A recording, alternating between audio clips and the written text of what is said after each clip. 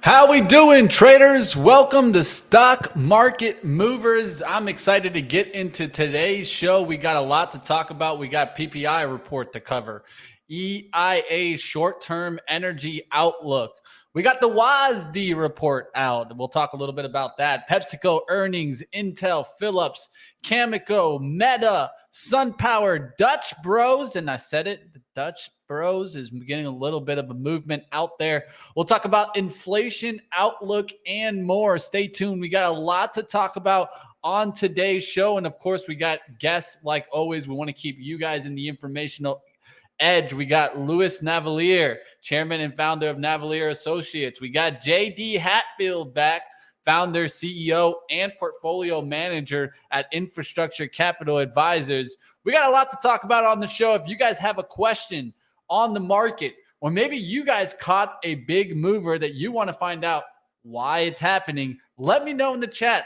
Let's get into today's show. Of course, welcome to Stock Market Movers. I'm your host, Money Mitch. Let's dive right in. There are three ways to make a living in this business. Be first, be smarter, or cheat. I can't help you cheat, but I can give you the informational edge to help you succeed in the markets. Welcome to Stock Market Movers. All the market moving headlines and expert opinions every day. They say money is the oxygen of capitalism, and I want to breathe more than any man alive.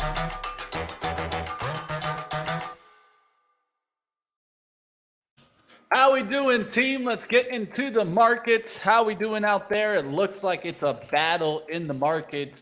Battling right now between around the 159 and the 157. A lot of this waiting on what? The Fed minutes to hit. Fed minutes will be hitting right when this show ends, so we will see the reaction. I'm going to try to stick around at least for a minute or two to see how that action hits. So stick around, 2 p.m., we're going to see a little bit of fireworks. Let's see if the market really gets moving. For a second there, was looking, and I even drew this line where we're going to bounce back above it. Looks like we're just fighting between the zones right now, and we're going to have to wait and see, will we actually get through that 357?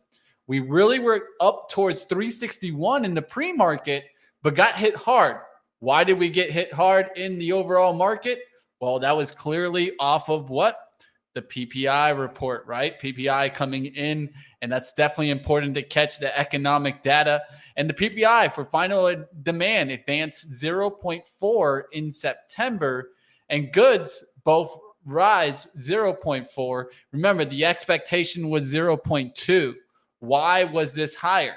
Well, food prices helped boost the increase in goods inflation with a 1.2% monthly increase. Energy also rising here after it posts massive gains the previous 2 months. What does that show us?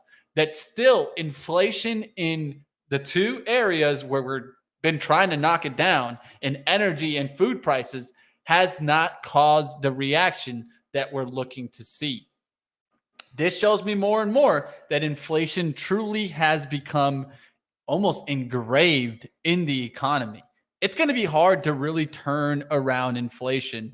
At least that's what the reports have showed us in the last couple of reports, whether it be PCE, whether it be CPI, or like we just got today, PPI.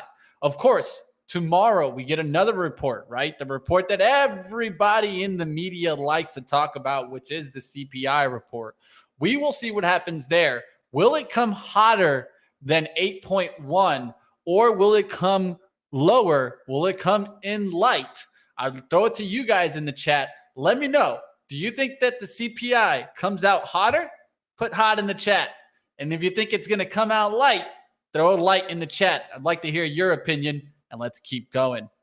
Now, of course, there's other economic data that was coming out today. I think it's an important thing to kind of catch. And I'll give you guys the EIA short-term energy outlook. I think this is really important as we take a look at, let's say, like oil stocks, or whether you're talking about natural gas. Remember, the show's title today was How Will Your Natural Gas Bill Go and How High Will It Go? Well, we did get a report here I'll give you guys some of the insight coming from the EIA short-term energy outlook. And if you, by any chance, want to check out this report for yourself, here you guys have it. I'll give you guys the link so you guys can take a look at where I found this information. All right, let's get right to it. I see some light being mentioned in the chat. That's interesting. We'll see what happened there. Let's talk about the EIA short-term energy outlook. And this is stated here. In our winter fuel outlook, we're forecasting the average household expenditure for home heating fuels will increase this winter because of both higher expected fuel costs and higher energy consumption due to colder temperatures. Compared with last winter's in nominal terms, we forecast expenditures for homes that heat with natural gas will rise by 28%. So this is the massive number, I think, that really starts sticking out to here. And I'll even make it a little bit more apparent here by putting it as a banner versus the scrolling ticker, is this forecast right here.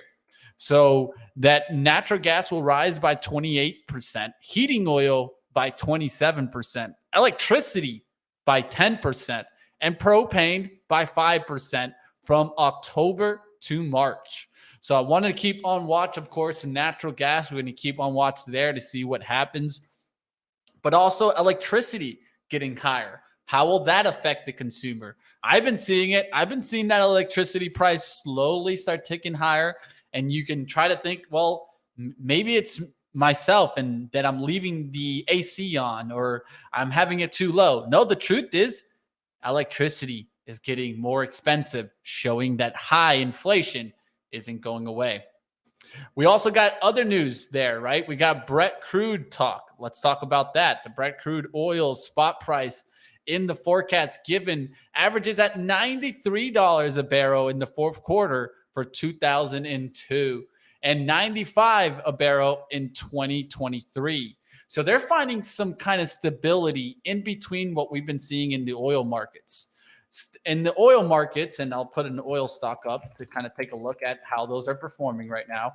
I'll put ExxonMobil just to kind of talk about it.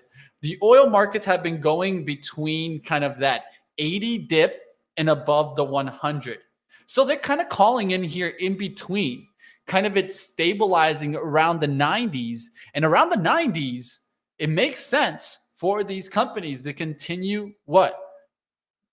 Getting all the money they can out there, right? And so that's why they, you got that production cut from OPEC plus. But the truth is, are they truly cutting production or are they simply trying to prop up the price past that 90 point, closer to the 100 point, where they truly make a great profit off of these barrels? We got to keep watching to see what happens in the EIA short-term energy output. They did forecast U.S. residential price of electricity would average 14.9 cents per kilowatt in 2002, up 8% from 2021. And if, like I said, I did throw in that link. If you guys want to go ahead and check this out and check out the EIA short-term energy outlook, I definitely suggest you guys take a look. I threw up the link there. Go ahead and check it out for yourself. Now let's get out of that talk. I do want to talk really quickly about the WASD report. The WASD report is really not watched often. We have had the Tucrium Fund on here, and they keep a close eye on things like this, which is a report that talks about the commodities, right? Talks about the wheat, talks about soybean. Soybean actually getting a big lift on this output. Why did soybean get a push? Well, soybean's getting a lift after U.S. Production cuts. Okay, so keep your eyes on what's going on there. Now, I will give you guys also where you guys can find the WASD report here. That's what I'm here for, you guys. I can't give you guys the trades, but I can point to the data that you need to keep watch so that you are an informational edge. So definitely check out the WASD report. Check out the EIA short-term energy outlook. I think these are great reports to go through, especially if you're trying to build on the skills. That's what I'm here for, and let's continue. Getting out of the WASD report talk, we can go ahead and take a quick look at one of the earnings stocks that at least is having a decent day. Let's talk about Pepsico here, as they're passing on the Coke or the Pepsi price to the consumer, right? I mean, I don't know if you guys have seen the stores, but definitely those cans, especially the 12 pack, getting more expensive. And that's one thing that a consumer defensive, like a beverage stock here, right? Soft drinks can do, right? It can increase their price to get around some of the inflation. Let's talk about their earnings here. EPS coming in at $1.97, beating the $1.84 estimate. Sales at $21.97 billion, beating the $20.81 billion estimate. PepsiCo boosted its annual guidance, gave organic revenue growth towards 12%, previously at 10%. And it did increase their EPS outlook to $6.73 versus the estimate of $6.69. Isn't a massive raise there, but at least meeting the expectations. This is what we want to be seeing from companies at a troubled time, right?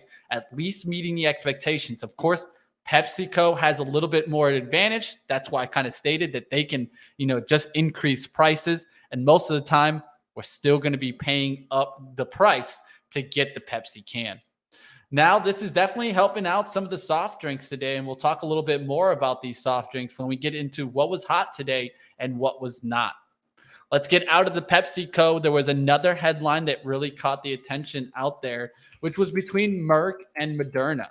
And Merck has really kind of hung on here for the last kind of, you can say from April. I mean, kind of sideways action, but at the top of the price action, stronger than a lot of the other drug manufacturers. But let's talk about the deal here. Merck and Moderna announcing the exercise of an option by Merck for joint development and commercialization of an investigational personalized cancer vaccine. So, of course, two top companies joining together. Definitely a positive outlook there. Moderna really getting some push off of this, and it was just hanging out. It was just going sideways. So this news really swung it right back. We got a big push right before the open, and now you're starting to see a little bit of a pullback. I've been looking for some pullback closer towards the 129.40, as that would be around the 50% retracement of the move that we saw in the pre-market. We'll see if Moderna can pull back here. And of course, it's having a great day. And I always look for these kind of partnerships, right? When the top leading companies join together, you're thinking here, they're going to at least help each other share a little bit of their secret sauce so they can get to success here. We'll see what happens with Merck and Moderna. All right, last one we get into before we get into our first interview. Excited to get to Louis Navellier, chairman and founder of Navellier Associates. That's coming up next at 1:15. But let's do one more here as Intel getting a report here, and this came from Bloomberg, as they're reporting that Intel is planning to cut thousands of jobs to deal with slumping personal computer markets. Of course, if you were here on Monday, you heard the talk that we talked about with the Dell numbers that came out, computing really struggling. The demand is going away right now. And a lot of this was just kind of the waves that we got, right? The pandemic came. A lot of people started buying up computers. And I think companies overall probably were offering computers to all their at-home workers, right? And if anything, kind of if you were already kind of working off of laptops given by companies, some of them made new laptops, right? Bought new laptops for their employees. Now, of course, with companies trying to cut costs, everything more expensive than it was, well, you're starting to see that demand go away. The question when will the story for Intel really turn back around? I mean, take a look at it. We've talked about this. We're getting back there towards numbers that you're back into 99, 2000 for Intel. This is a company that has really fallen off, the recent rise and fallen out of favor. And we'll see when it actually finally bottoms, because it hasn't shown the bottom right now. And today's action, not too bad, at least into the green, cutting costs, giving a little bit of a lift. We'll see what happens towards the end of the day. All right, getting out of the Intel talk, let's go ahead and let's get into our first interview today. Like always, you guys, I can take a look at different stocks, reports, point some flags everywhere, but there's nothing better than getting to these experts. That's truly the competitive advantage that Benzinga has over the other media. A lot of the times when you're seeing these interviews in the other medias, what will happen? Well, they're going to have that gas pedal put on and they're going to want to take them down after 2 or 3 minutes. Well, here at Benzinga, we try to do our best to truly give the floor to our interviews so that you out there can get a real perspective on the markets. Like always, this isn't financial advice, purely educational, but if you want to learn, Benzinga's the place to be. So let's get into our first interview today.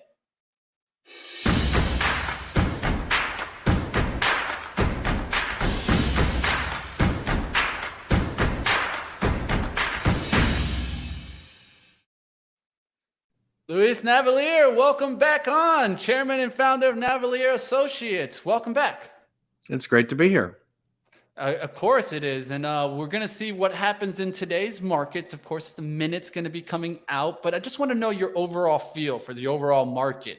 And are you in the camp that we're already in a recession or probably looking towards going towards one? Well, we were in a recession. First quarter, the economy contracted because of 7.5% GDP drop, and then some productivity drop. Productivity drop. So that caused GDP to fall. Second quarter, it was the inventories, as Janet Yellen pointed out, and the Atlanta Fed's got us growing at 2.9 in the third quarter, but about 2.2% of that 2.9% growth is from the SPR release. So we've been exporting more refined product and crude oil. And so it's being manipulated by the Biden administration, rightly or wrongly. And of course, that will have to stop soon because the strategic petroleum reserves being depleted. Yeah, definitely. We've been seeing that, the Biden administration battling back and depleting more of the reserves as a method to battle back of OPEC's price cuts. Now, the question that everyone wants the answers, right? How high will the rates really go? What do you think here?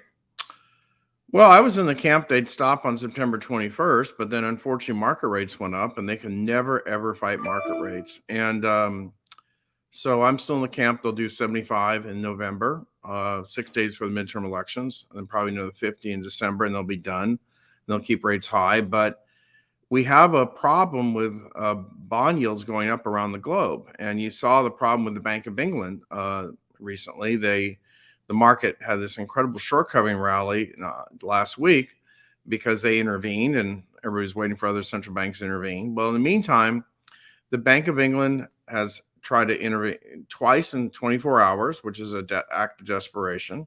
They told their pension funds, if you want to get out, you better hurry up and do it in our 3-day market action here. And so when the Bank of England first announced the intervention last week, the gilt yields or bond yields in the UK went from 5 to 4. Now they're basically almost back to 5. So, and the Italian yields are rising around the globe. So whatever they were trying to do isn't working. And, we have 31 trillion in debt. And even though we have record taxes, we also have record deficits. So it's going to be interesting if we can all finance all this. But clearly the U.S. is in a better situation than the rest of the world. But I used to work for the Fed. They can never fight market rates. So if market rates go up, they'll do it. They have to follow.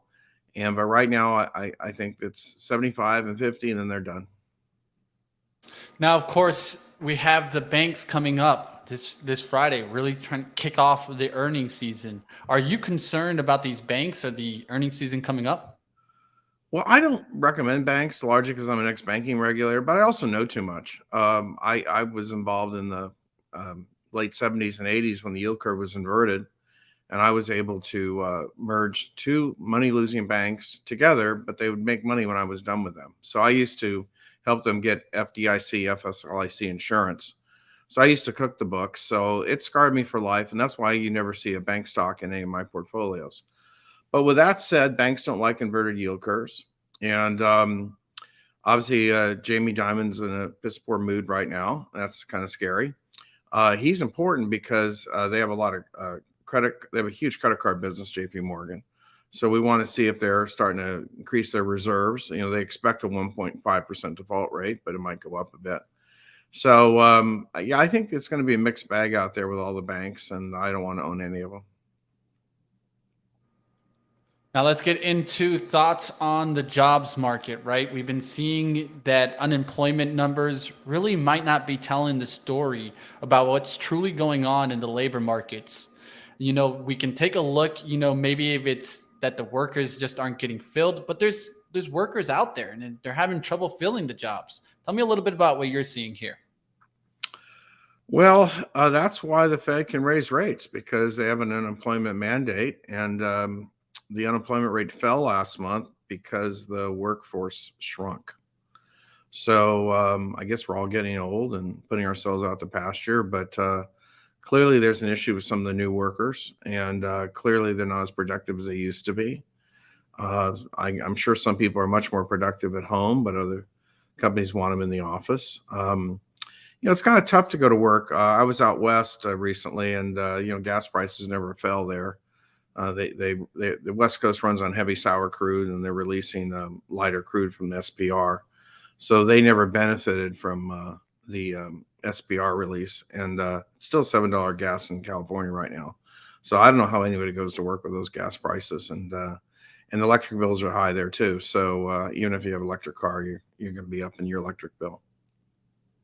Now, what do you think about the recent moves from the US and kind of the battle that's going on with semiconductors or its semiconductor equipment and licenses out there? Is this going to cause bigger issues than most are thinking?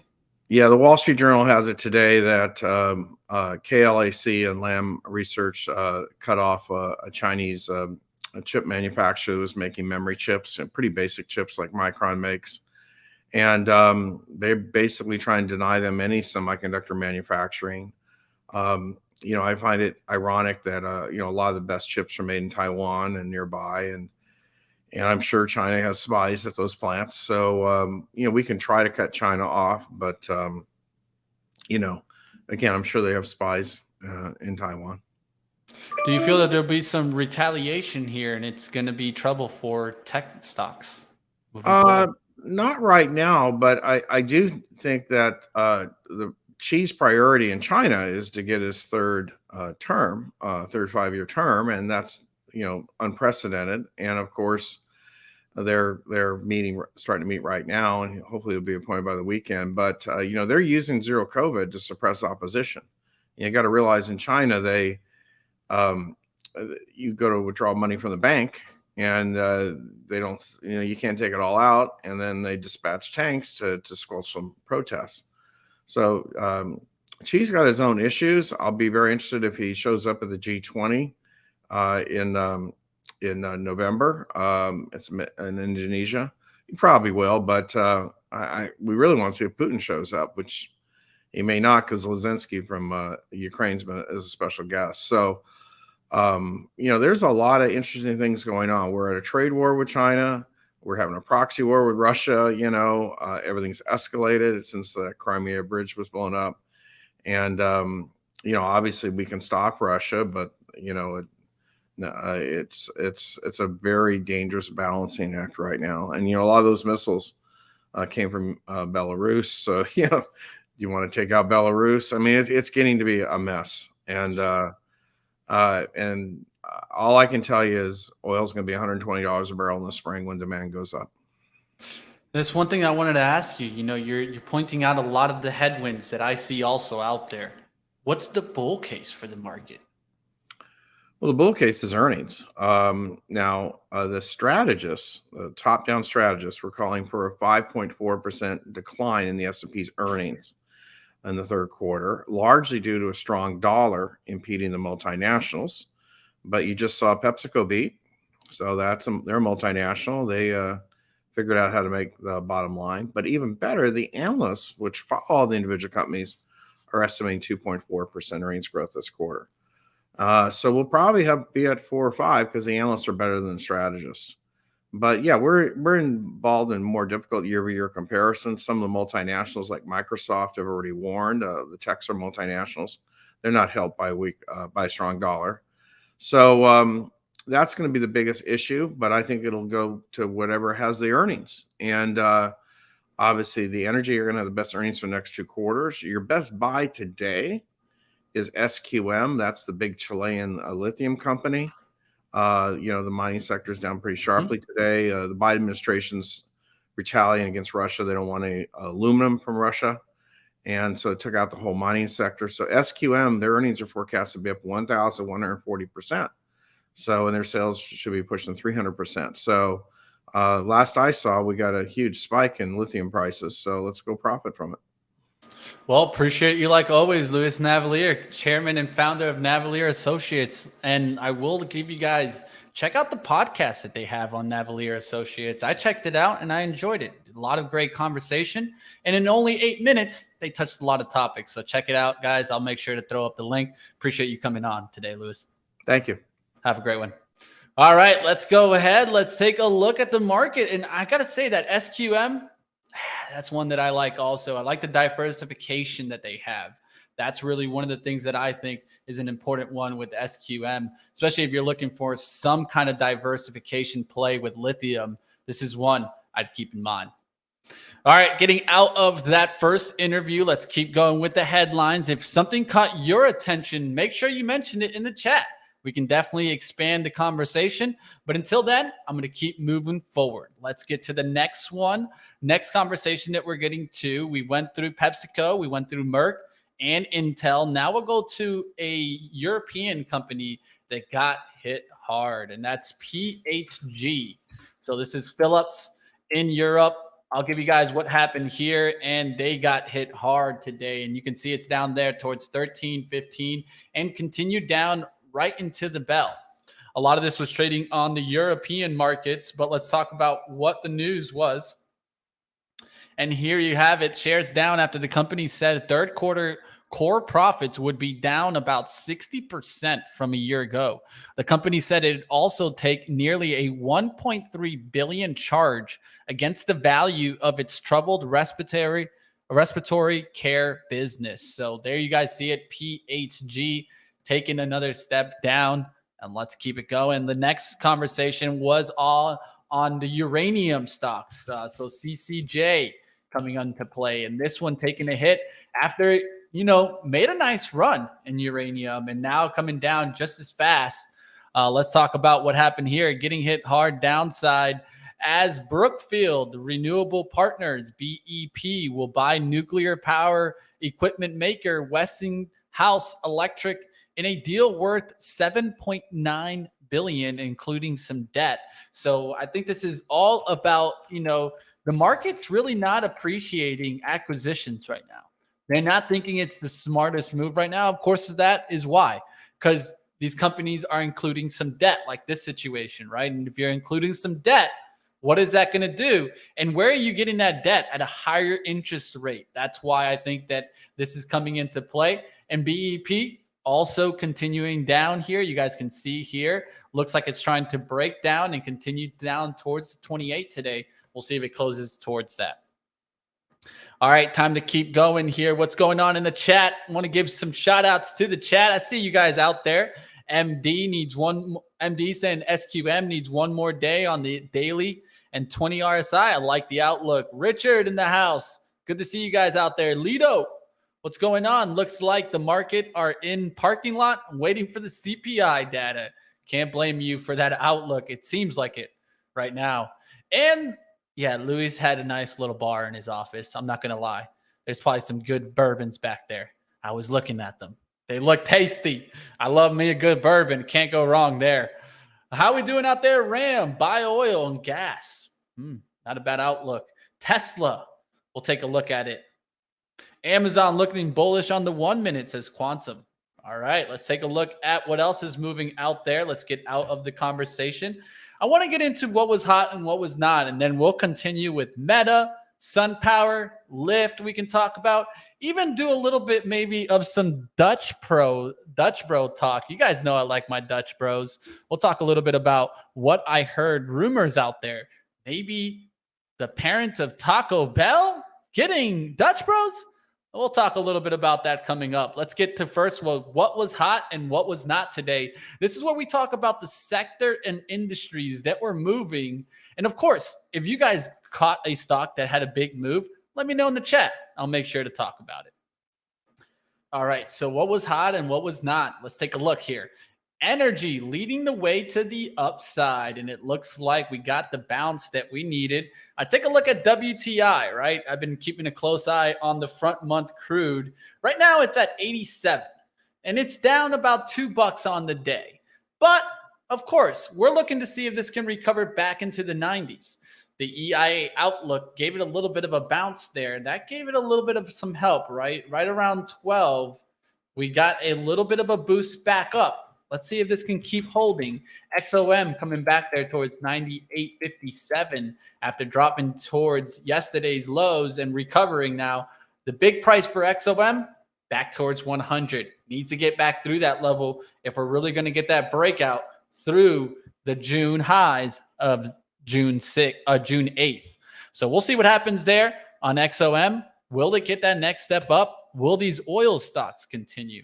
Keep your eyes. Right now, it doesn't look too bad. Let's take a look at Oxy. Oxy back down there towards 63 and catching a little bit of a bounce. We want to see Oxy get really through that 70, going to 75. It's going to be an interesting outlook there on oil. All right, continuing here, consumer cyclical up also on the day. Let's see what industry kind of led here. It looks like some leisure getting a little bit of a lift.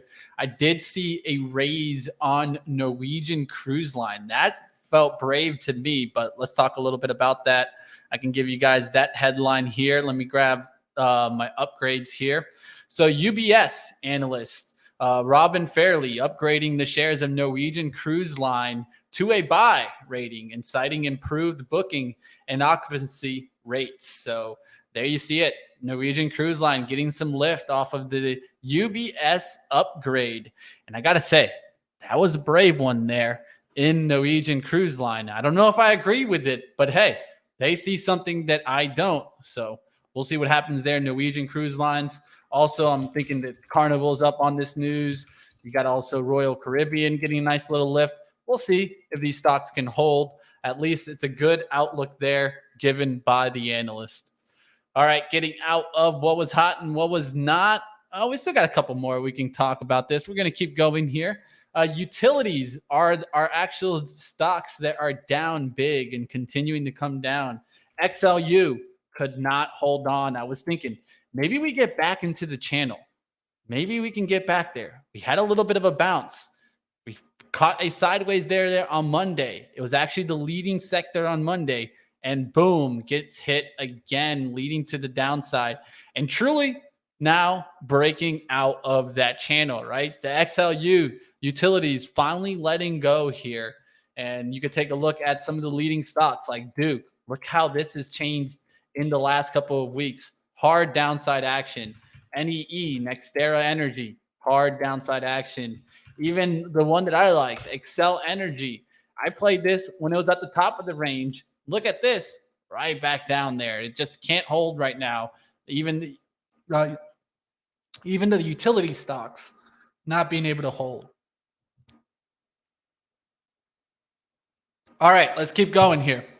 All right, so if XL can't hold, the utilities are starting to let go. That shows me probably concerns about interest rate hikes, right? And these companies finally starting to get hit. They've been holding on because they have some good dividends. But if they're going to come down this fast, I think some people are going to have to let go. So we'll see what happens there in the utilities.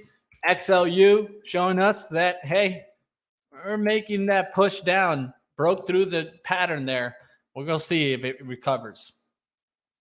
Basic materials have been interesting. It's kind of mixed signals today. You got lumber and wood production going down fast, but you got coal up. We've been talking about how coal has been doing well. A lot of this based on the outlooks from Europe, right? The energy crisis.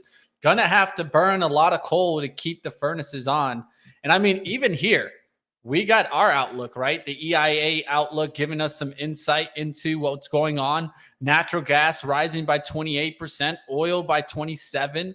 I did though see in that EIA short-term energy outlook that at least here in the US, we're burning less coal for electricity. But I don't think that will be the case in Europe. So we are been seeing the coal stocks really getting a lift lately. BTU has been one that we've been focusing on. It recovered, now trying to get back there towards 28. We'll see how that one works out.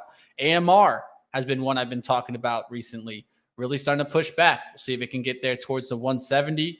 And one last one that I've been talking about, CEIX, really starting to hold. You can see the nice 50 moving average below it, the 9 EMA below it, and far away the 200-day.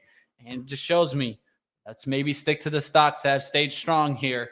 Coal's sticking strong. We'll see if it can come back and take out some highs. All right, that's CEIX, coal stocks out there. And financial services are interesting, right? Because we're going to get the banks to kind of report towards the end of the week. JPM trying to hold on here. Can it hold on until the earnings? Of course, last earnings in the banks, Citigroup was a good surprise, right? Will it happen this time? We'll have to wait and find out. And stick around as we have our next guest that will be joining us at 1:45. Excited to get back with JD Hatfield, founder and CEO, portfolio manager at Infrastructure Capital Advisors. We'll talk a little bit about PPI report, what made a difference, CPI, what does he think? And of course, we'll talk a little bit about the upcoming holiday season, inflation, what is needed truly to get a pause. And if you have a question, make sure you throw it up in the chat. That's what it's all about here at Benzinga. You guys run the show also. Let's keep going. Technology still in the red. Find a little bounce, but not hanging on here. Let's take a look at some of the leadership, right? I always like to take a look at our leaders. When Apple goes, and we got to be careful, right? Apple continuing down here, now taking that next leg. Let's take a quick peek into the SPY. It looks like we're heading towards the 357, truly starting to break. And now it's going to be all on dependent on what happens there. I think with the Fed minutes being released at 2 p.m., this could eventually break through that 357. Will we get kind of a priced in outlook going into CPI? Everyone's kind of still bearish. Does anyone really truly expect this inflation report to come in truly light? I think that's what you need to start asking yourself. But of course, we'll find out tomorrow at 8:30 when the number hits. Microsoft actually into the green today. Of course, it's not a bad outlook. Of course, I've talked about this daily, though. Not the best chart right here as we've been breaking that long-term trend line. We'll see what happens in Microsoft. It's been about 2 red days, so getting a little bit of a bounce back today. Not looking too bad. Tesla, another general, right, has been really down in the last couple of weeks, and we'll see what happens. It's just holding on by a hair right now, but if it breaks through and comes back down through the 200, that's where we really got to be careful. I think we'll be starting to work our way back down, and it could be 180s, then 160s. We'll have to keep watch and find out what happens in Tesla.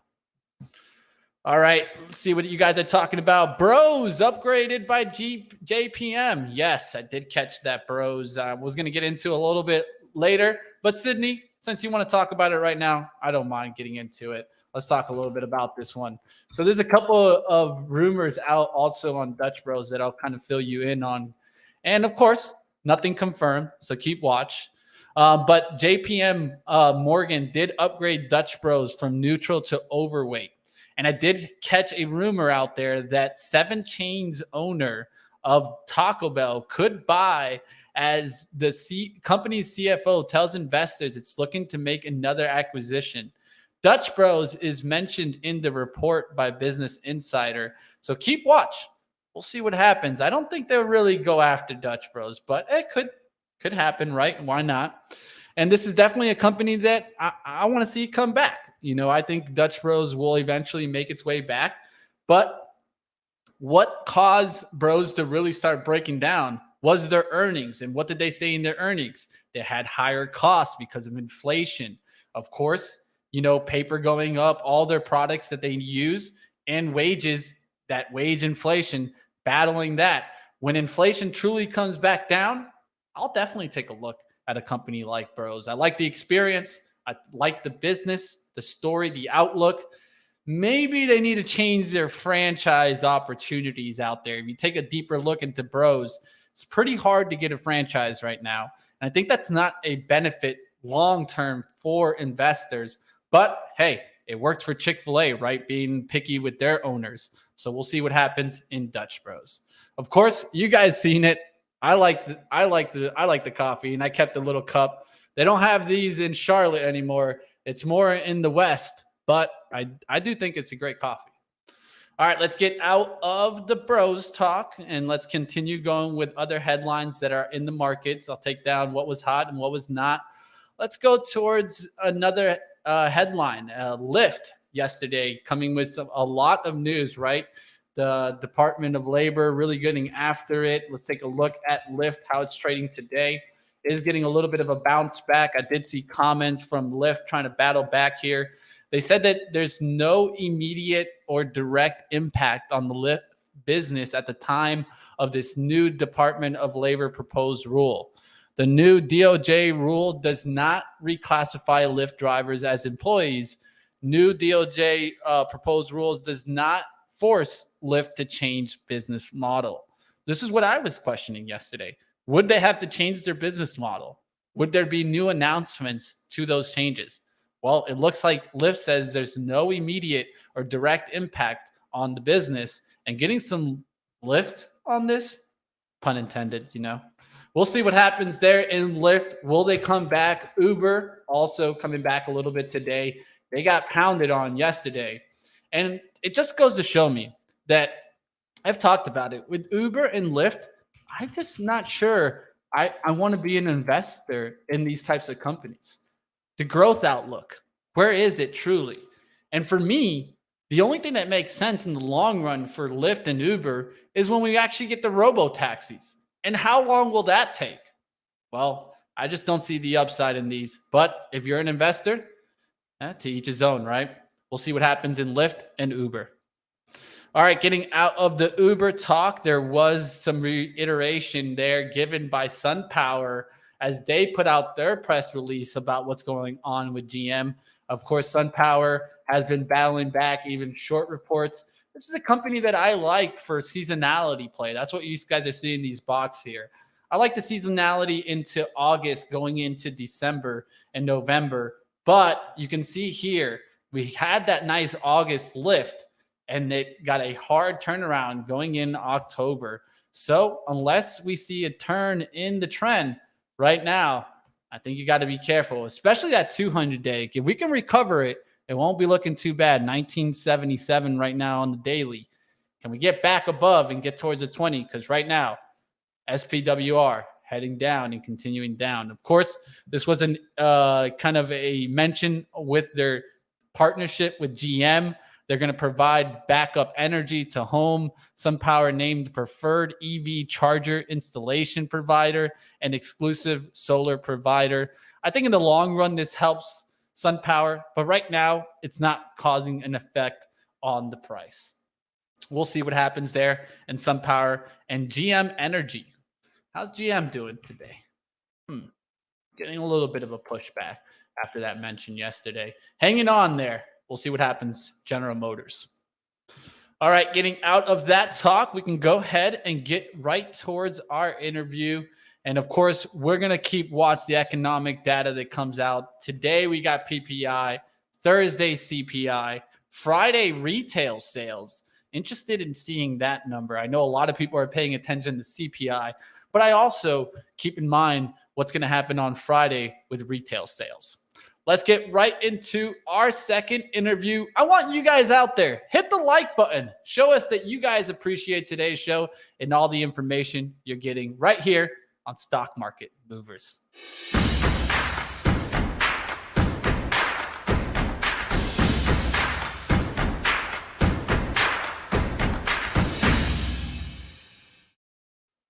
All right, let's bring on JD Hatfield here. Founder and CEO, portfolio manager at Infrastructure Capital Advisors. Welcome back on, Jay. Thanks, Mitch, for having me on. It's great. Of course, it's been a little bit of time since I've had you on, so let's just do a quick little overview of what you've been seeing in the markets. Well, we had been appropriately and somewhat obviously cautious about September, just because this is not complicated. If you just learn one thing about investing, be out of the market or short when it's what I call warning season, and be in the market or long when it's earnings season, because the only really good news comes from companies, not from everybody else. you think about it, you have wars and the Fed and global politics, all potentially bad for stocks. The only good thing is what the companies say. So now I would say, and they also have an overly hawkish Fed. We believe the Fed is erratic and incompetent, that they routinely flunk the freshman economics exam. In other words, just can't even get the most obvious things like inflation being very clear that it was accelerating last year. They were calling it transitory. So not surprising. And then you're seeing some stability start today. Pepsi beat. We're pretty optimistic about at least U.S. focused companies. The U.S. is very, very strong relative to the rest of the world. So we think we'll at least hit stability. But the thing I would watch and recommend your viewers watch is interest rates. We're at 3.95. We do not think that's sustainable. We think Europe's going into recession. We think it's distorted by the UK. But if we don't get interest rates to drop, then the market's probably not going to really take off. Because our fair value on the market, I have a real-time number that I have running on my spreadsheet right now, so I'll give it to you to the second. It's 3,700, 3,682. So that's right kind of in line with where we are. But if that were to rally back to where it was a month ago, that number was at 4,600. So we need rates to rally. So we're not super bulled up, but we just think the market's likely to be stable until we get a relief on the interest rate side. Yeah, and I mean, I've been asking this question to a lot of analysts. Do you feel that the Fed are just going to keep going until they break something? It seems like it. One thing that a lot of people haven't focused on is that the 2% target is completely made up. They treat it like God chiseled it on a tablet and it came down from the heavens. It's made up and it's way too low. Growth has massively decelerated since they adopted it. They raised rates 17 times in a row to hit that number in 07, 08, which caused the Great Recession and financial crisis. So the Fed is really off track. They don't follow the money supply. Your viewers should definitely follow the money supply. They don't follow a lot of leading indicators, so they're always behind the curve and their target's way too low. So they're in the midst of yet another policy mistake. And we think that Congress really needs to put better guardrails around them because they're just incompetent and have too much power. Well, it doesn't sound like anything good, at least for the short being. But let's talk about what we got here from PPI Report. What do you think happened here, and did it make a difference even in the market sentiment? Well, the headline did print hot, but the core number was in line. And there's a couple of reasons to exclude food and energy. One is they can go skyrocket, but also they're just volatile month to month. And another subtlety about PPI that most people don't focus on, it's very difficult to estimate. So we estimate CPI, it's pretty easy to say, rent, that's 40%. But if you look at PPI, it's like hundreds of different unusual commodities. And the Commerce Department has to go in and estimate them every month. So there's volatility and mistakes that can be made. So, you had food last month was down 0.1, which you could argue is just an anomaly. This month was up 1.2. Same thing with energy, down 5.6 last month, up 0.7. So, but the core decelerated. But that's the problem with the Fed is they want inflation to go away instantaneously. But the one thing even this incompetent Fed believes in is what Milton Friedman said, even though he's a monetarist and they're Keynesian, and that is that monetary policy acts with long and variable lags. So that means the money supplies come down 17.5%, which is the largest drop ever. So if the Fed were rational and competent, they'd say, we've done a lot of damage here. Let's wait. Maybe you could raise 25 or just stop here where mortgage rates are at 7, commodities plummeting, but they're not that rational. So they'll probably drive us into a mild recession. We do think most of that's been priced into the U.S. market, but we try to be sensitive to short-term dynamics. So I don't want to tell you like everything's great and then CPI prints hot and we're down 100 handles on the S&P. But next year is looking way better because inflation will come down slowly, and the Fed eventually will stop raising rates.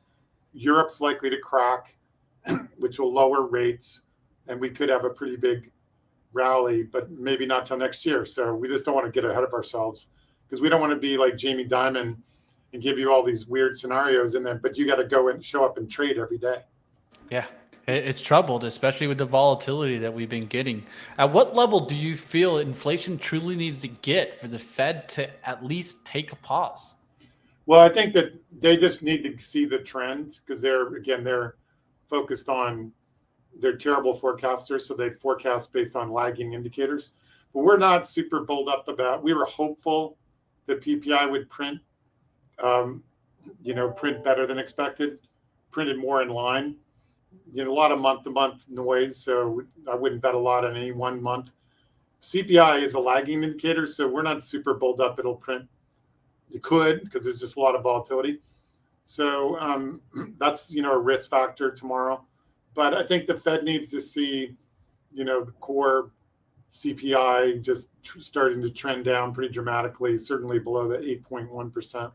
That'll take time, though. Most inflation cures itself just by the anniversary effect. You just because we're not going to probably drive rents lower. So we just have to anniversary last year's huge increase. So they should be fine with what's already happened, but they just seem to be, as a group, which is a terrible way to make decisions, they seem to be highly incompetent. Not the individuals, but as a group. Let's talk about the recession concerns. Are you in the camp that we're already in a recession or that recession is kind of impending? We're definitely not in a recession. And there was a couple of quarters of negative GDP, but if you really analyze it, it was highly ambiguous. There's another way to measure GDP called GDI that does get published. Both of those numbers were plus 2%, which seemed more reasonable. This quarter, Atlanta GDP now, which all of your viewers can easily Google, is running about 2.5 positive. Labor market strong. And then what we focus on that most people don't, our energy market's very strong, which means we have an 80% cost advantage over Europe and the rest of the world, for that matter, in aluminum, chemicals, materials. So the U.S. economy is a juggernaut. We also have low corporate tax rates now. So we're definitely not in a recession. That's why it's kind of a waste for the Fed to keep raising rates up to 4.5 when we've already done enough damage. Because we're going to have just a mild recession. If they didn't do that, we would just go 2, 3, and Europe would implode. Europe's already forecasting recession. Germany is. So it's just kind of a tragic waste. And the reason for that is we have all these pandemic tailwinds. So it's not like a normal recession where you have housing, rates go up, housing crashes. Well, housing's not going to crash. We have a shortage of homes. We can't crash. Usually autos crash. Same thing. It cannot possibly crash because we only have 100,000 autos. We normally have 1 million. So we're not going to have mass layoffs in autos and housing. Well, where are these layoffs going to come? Because what's announced by tech, it's mostly slowdowns in hiring, not actual big layoffs. So we don't see any of the normal components for a recession, but yet we have this irrational Fed that refuses to look at real-time data. So that's the only reason why I would say we might have a mild recession. It's probably going to be closer to zero. And stocks have already priced it in. It's just we're in this dicey time where the Fed's still raising rates when they shouldn't be. And are you concerned about the upcoming holiday season and the consumer being strapped for cash? We're not really, because it's important to note, to think about CPI, it's 40% of it is housing related. So if you own your own home, which is 65% of American households, and of course, they tend to be wealthier versus the renters. There's not many billionaires who rent. So they're more powerful, unfortunately, from an economic perspective. they're actually doing great, because not only do they not suffer from the 40% inflation, but their houses just went up 25% in the last year and a half. And the other components of CPI aren't as important for them because their income is higher. So you have this kind of tale of two cities with a pretty weak consumers who rent, although they've had some relief from gas prices. And then you have the homeowners who are actually better off because of the inflation. So we're not concerned about the U.S. consumer, but beware of companies. Pepsi was fine, but beware of companies that have European exposures, because those consumers are in a world of hurt. They're paying, 100% more for most of their energy, including electricity, which we aren't, and natural gas, which we aren't. We have high gasoline prices, but we are the biggest producer of natural gas. Huge advantage for the United States and Canada, by the way. So that's the fundamental strong driver that most people don't focus on, because they want to talk about Apple and Google, and they don't care about energy and these boring things, but they're important for the overall economy. How bad will things get in Europe?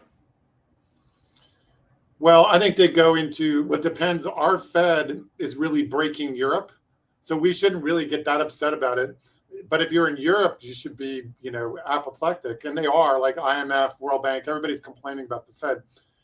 They probably have like a normal, pretty deep recession where they get unemployment 6, 7, 8, have like down 2-3% for at least a year. Whereas I think we're just going to be slightly positive to flat and not have a lot of unemployment. So in a strange way, and I'm not happy about this, but we're going to benefit from Europe cracking first. And they might have to intervene because Italy and Greece, their bond yields are exploding right now. So they might have to intervene, which would be good for global rates. So I think that'll be the catalyst as Europe kind of continues to implode, global rates drop, and that allows our stock market to trade higher as that fair value rises that I discussed. Because you could disagree and say, well, I'd have different inputs to your DCF, so I don't agree with 3,700, but the change you pretty much have to agree with. Like 100 basis points increase in rates does reduce the fair value of the S&P by about 15%. Almost everyone would agree with that. And by the way, another learning for your viewers, always try to think about discounted cash flow and not multiples. So somebody says, well, I think the S&P should trade at 200 earnings and 15 times, so it should be at 3,000. Why 15? Like the multiple is dependent on the interest rate, the treasury rate. So like that's why I like our model, because it's fair. It's 3,700. We're using modest estimates for earnings. So if somebody like Jamie Dimon says 3,000, well, it's not impossible, but at least you'd be buying something that's like 25% undervalued. So it's just better to stick with that number and say, well, I think the market's a little bit overvalued, but that's okay, or under, versus making up weird multiples that have nothing to do with interest rates. We will see what happens in Europe. Thank you for breaking it all down for us today. JD Hatfield, founder, CEO, and portfolio manager at Infrastructure Capital Advisors. Always great to have you on, Jay. Mitch was great. It's always fun. Great interview. Have a great one. All right, there you guys have it. That's what it's all about, getting to the experts. You guys see it. I was surprised. Everyone's having this conversation about recession, where we're in, what to look for. I like how he mentioned their DCF, though. If you don't know what DCF is, go ahead and look into it, because I know that I really started looking deeper into that when I was in school, and it really opened up a different side of finance for you, especially if you're newer to investing. Go ahead and look into it. All right, let's get out of the talk. Let's go towards the last little second here in the markets. What's going on? We're about to get the minutes. The minutes are about to get released. I told you guys I would stick around at least a minute or two after 2 p.m. to see what happens. The minutes are about to come out, and it's time to find out what was said. Let's go ahead. Let's see what happens here. I'm actually pulling it up right now. I want to see it as it hits the tape. Let's see what happens here. All right. Looking at the tape here, and I want to see, will we crack through the 357? Oh, we're getting a little movement. Oh, it's not looking good here. Will we crack through the 357? That's the price point I think that's important. Look at all the wicks you got here. You got a lot of wicks that we're trying to break through that couldn't get through it. Will we get through it now? Of course, I have to go ahead and read through the minutes, so I'm not going to be able to give you guys a recap on that. But if you want to know a little bit more about the Fed minutes, definitely come over to At the Close. That's going to be at 3:30 p.m. Eastern, right here on Benzinga with Joel Elconin. I'll dive deep into the minutes and see what I can find there. But it looks like we're having mixed reactions right now. We had a down move, an up move. Now we'll see what happens. I think just wait and see. Let it kind of decipher out. Let it really get a direction. For me, that's a crack of 357. On the upside, that's a move through 359. We'll see what happens here. Which one do you think wins? Let me know in the chat. Put a 1 if you think we get to the 359. Put a 2 if you feel the 357s will get broken.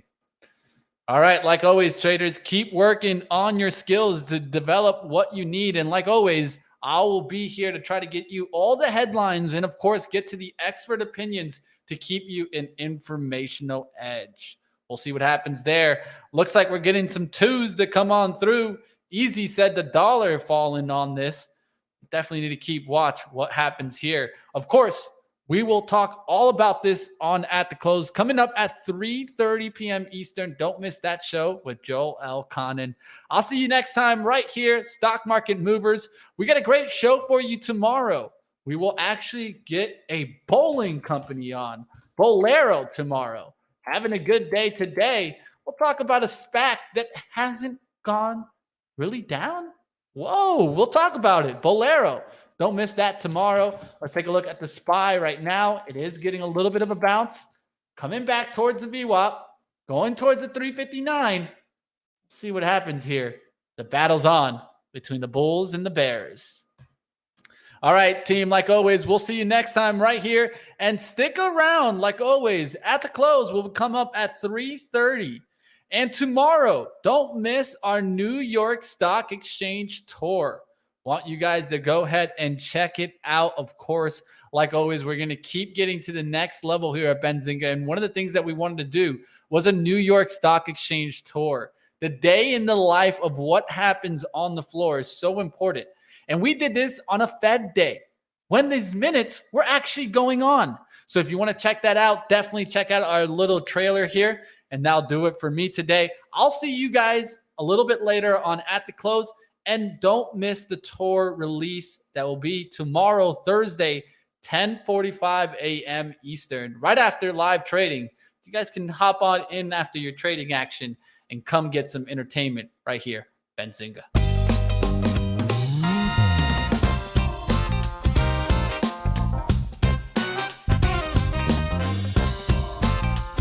So the bell podium, everyone has their signature thing. At the NYSE, we have our pillars, but we also have our bell.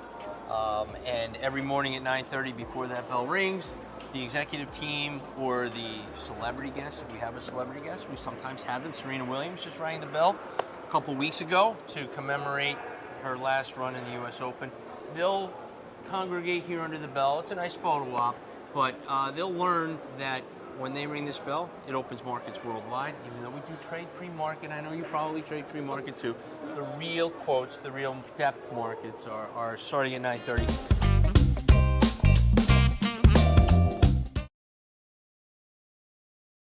Don't miss it, team. Thursday, 10:45. I'll see you next time right here, Stock Market Movers.